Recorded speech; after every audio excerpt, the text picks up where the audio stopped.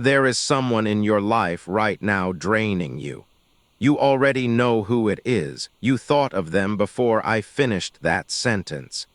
And yet you stay, you answer the calls, you sit across the table, you smile, not because it feeds you, not because you grow, but because of history, because of guilt, because leaving feels like cruelty.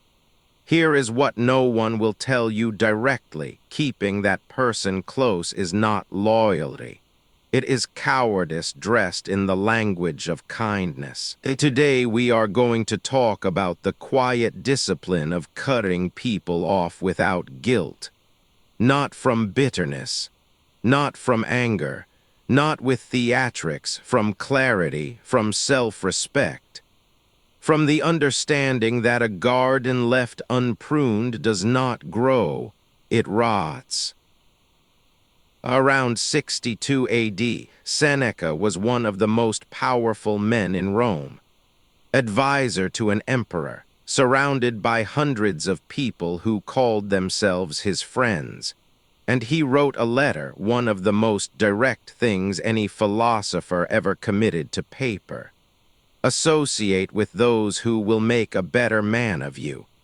Welcome those whom you yourself can improve. Simple, almost obvious, but read the other half, the half people forget. Seneca did not say tolerate everyone with patience.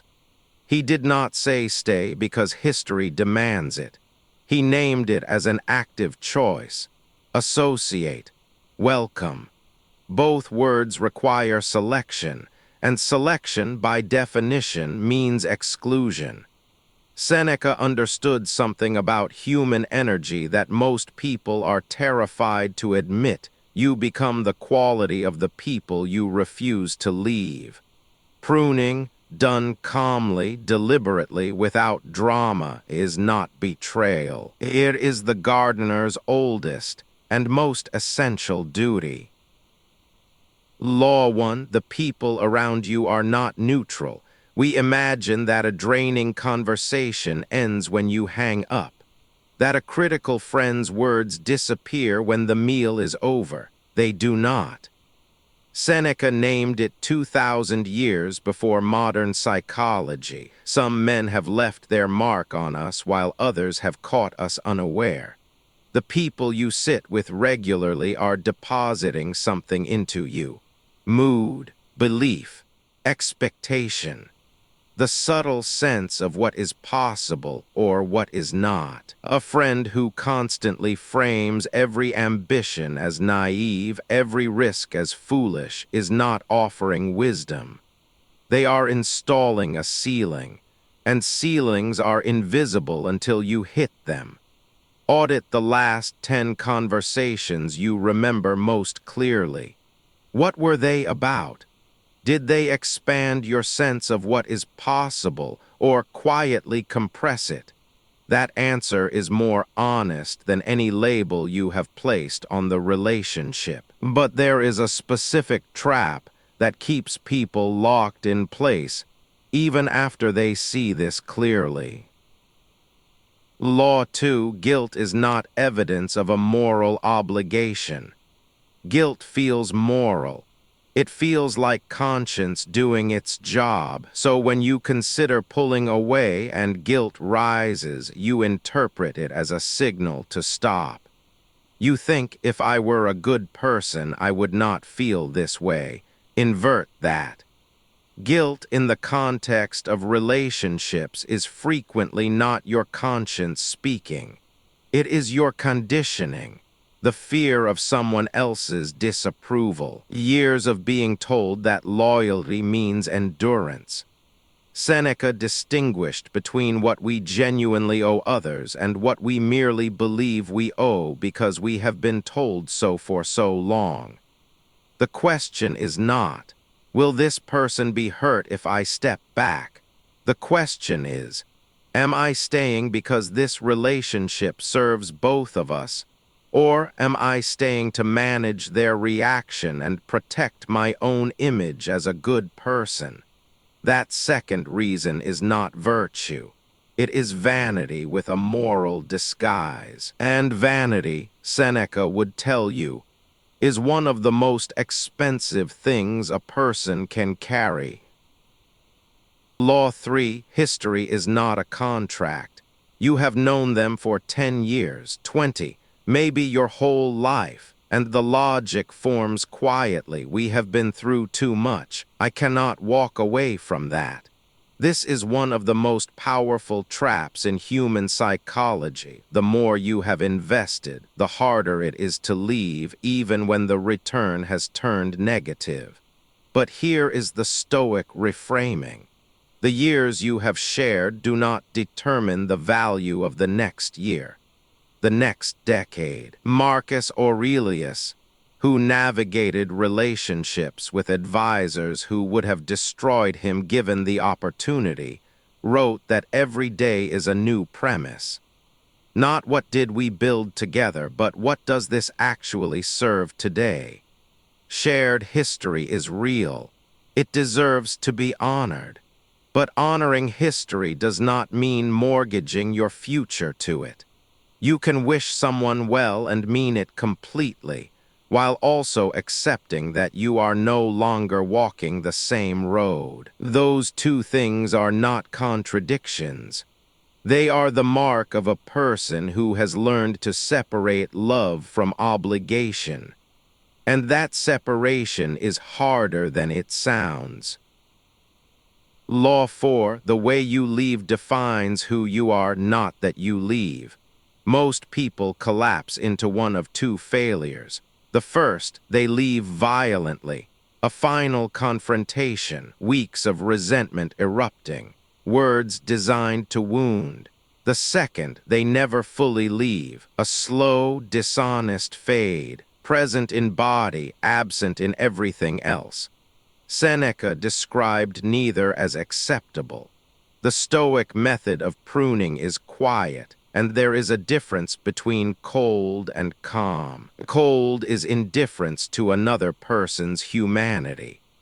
Calm is the deliberate refusal to let emotion turn a necessary decision into a performance. You do not owe anyone a dramatic goodbye. You do not owe them an explanation designed to win the argument about who was right. But you owe yourself an honest internal statement.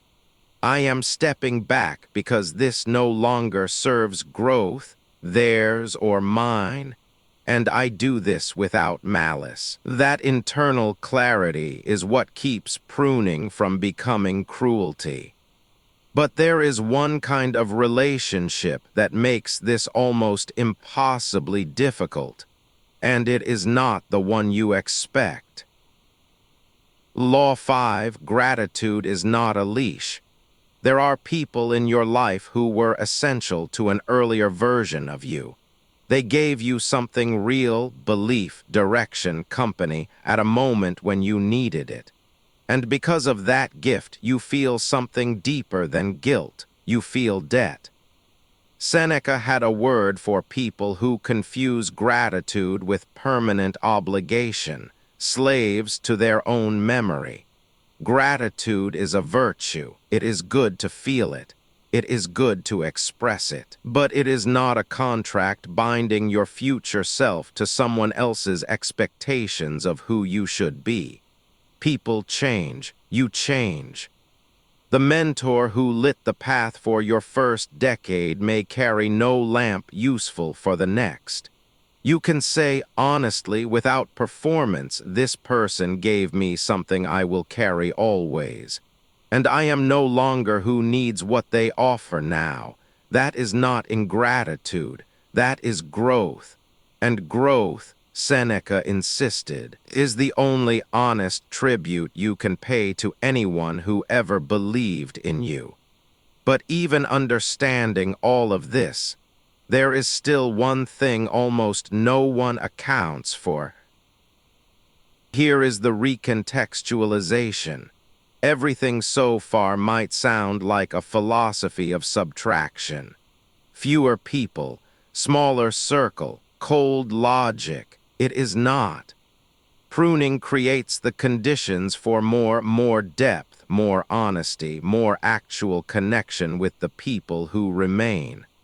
When you carry relationships held together only by guilt and history, you have nothing real to give any of them.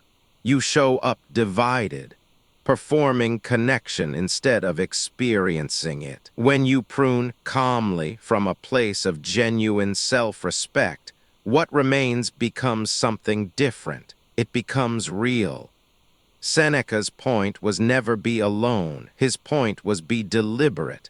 Know why you are in every room you enter. Know what you are building with every person you give your irreplaceable hours to. The gardener does not hate the branches he removes. He understands that without their removal, nothing flourishes. Pruning is not the opposite of love. Done rightly, it is love's most honest expression.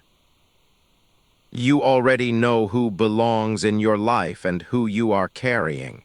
You have known for longer than you have admitted. The Stoic discipline is not learning to feel nothing. It is learning to act clearly despite what you feel and then letting the feeling pass as all feelings do. Step back from what diminishes you. Not with anger, not with a speech, not with the need to be understood. Just step back, quietly, with warmth where warmth is honest and distance where distance is necessary. Seneca built his entire philosophy of time on one premise. Your hours are finite and they are going somewhere whether you choose the destination or not. Choose who receives them. That is not cruelty. Prune well.